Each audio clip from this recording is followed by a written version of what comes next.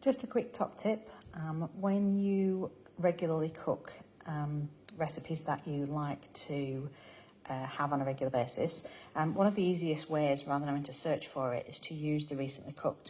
So if you go into the three little lines, or otherwise known as the hamburger, and go into recently cooked, and this will show you the recipes that you've recently made, which is really good for being able to dip in and out. And just so you can see, you probably can see on here, we've got a pause button and we've got a tick. So the tick means the recipe was completed. The pause button means that it wasn't.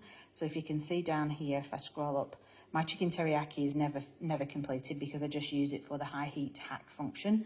But what I wanted to show you was also when you select a recipe, if it's in pause mode, so you select it, it says, do you want to resume? So you can resume the recipe and it will take you right back to where you were. Or you can go to the three little lines up here, you can cancel recipe, and yes, you want to quit it.